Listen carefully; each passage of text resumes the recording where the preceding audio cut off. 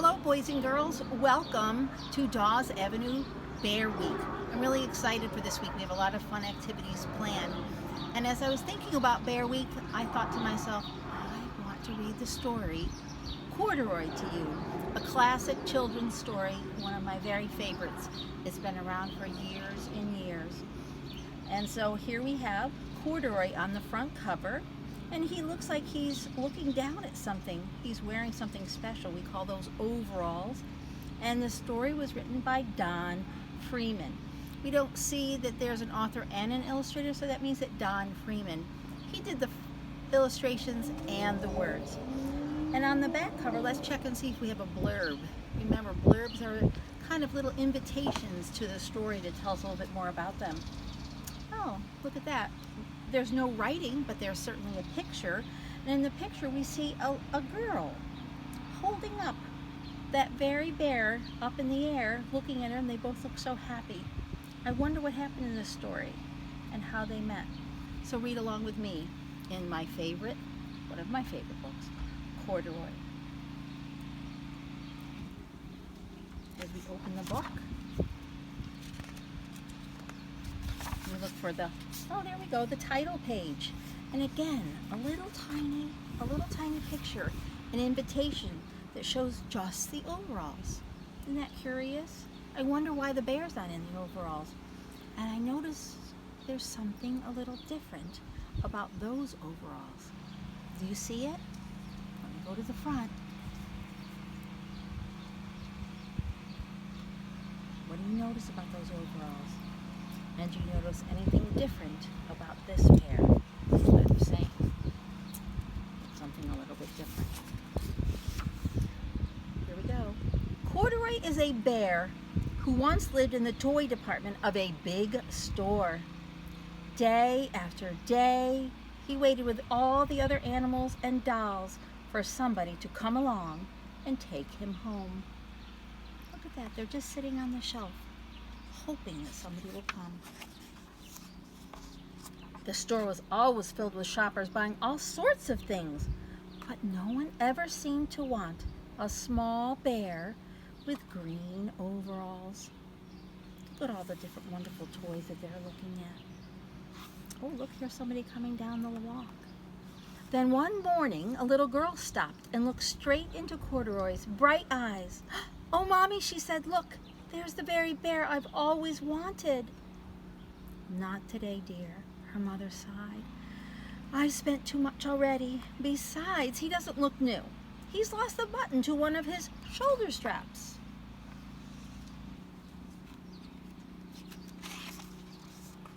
Corduroy watched them sadly as they walked away. Look at Corduroy's face. He looks a little disappointed. Oh, and there's Lisa. She looks a little sad too. Didn't know that I'd lost a button," he said to himself. "Tonight I'll go see if I can find it." Look, he didn't even notice that he was missing a button. Late that evening, when all the shoppers had gone and the doors were shut and locked, Corduroy climbed carefully down from his shelf and began searching everywhere on the floor for his lost button. Oh, look at that going up. Suddenly, oh no, he felt the floor moving under him. Quite by accident, he had stepped onto the escalator, and up he went. Could this be a mountain, he wondered? I think I've always wanted to climb a mountain. Isn't that funny? He thinks it's a mountain. He's never seen an escalator before. Have you been on one? He stepped off the escalator as it reached the next floor, and there, before his eyes, was the most amazing sight. Tables and chairs and lamps and sofas and rows of beds. "This must be a palace," Corduroy gasped. "I guess I've always wanted to live in a palace." Wow, he must think that it's so big and splendid that it's a palace.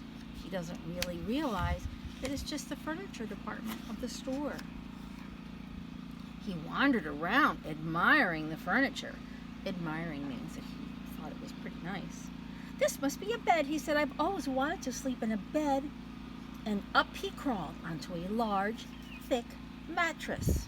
A mattress is something that you sleep on in your bed at night. All at once he saw something small and round. Do you know what that is, boys and girls? "Why, here's my button," he cried, and he tried to pick it up. But like all the other buttons on the mattress, it was tied down tight. Sometimes mattresses have these little buttons that keep the whole mattress all together nice and tight so that it's comfortable to sleep on. He yanked and pulled with both paws until pop! Out came the button, and off of the mattress Corduroy toppled. Toppled means to fall. Bang into the floor lamp, and over it fell with a crash.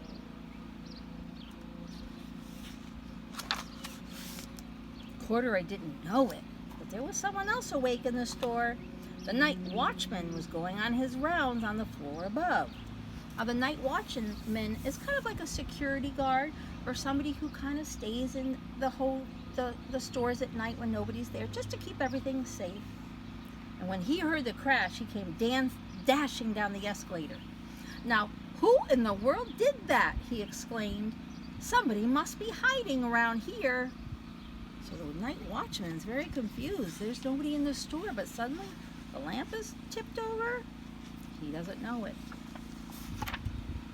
He flashed his light over and over the sofas and the beds until he came to the biggest bed of all. And there he saw 2 fuzzy brown ears sticking up from under the cover. "Hello," he said. "How did you get upstairs?" Look at Corduroy. He's got a little shadow.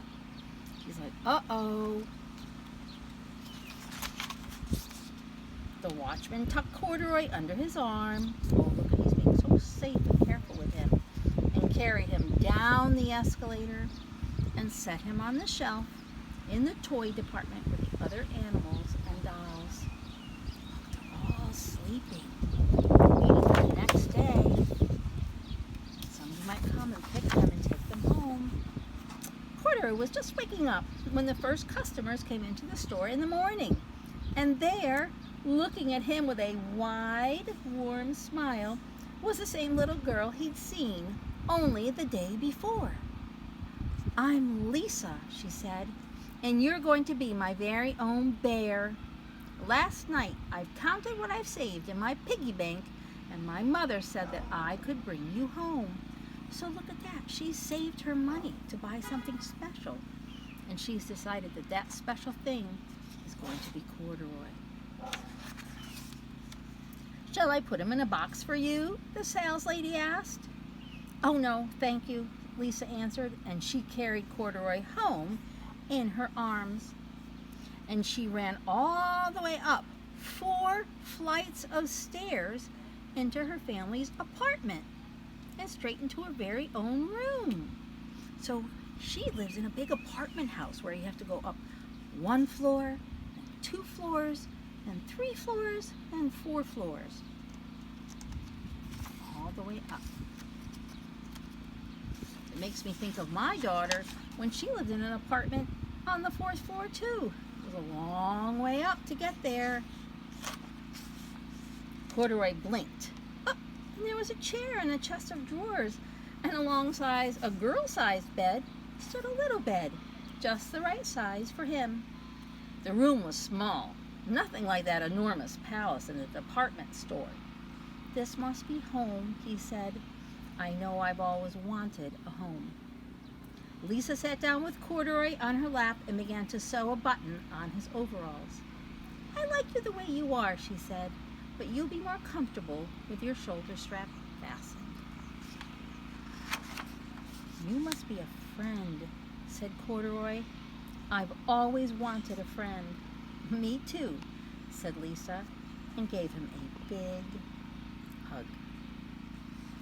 And this is the story of Corduroy. I hope you've enjoyed it. It's one that I've read hundreds and hundreds of times. I know I'll be reading it hundreds more times. Love you, miss you. Have a great fun week with Bear Week at Dawes Avenue School. Talk to you later. Ciao.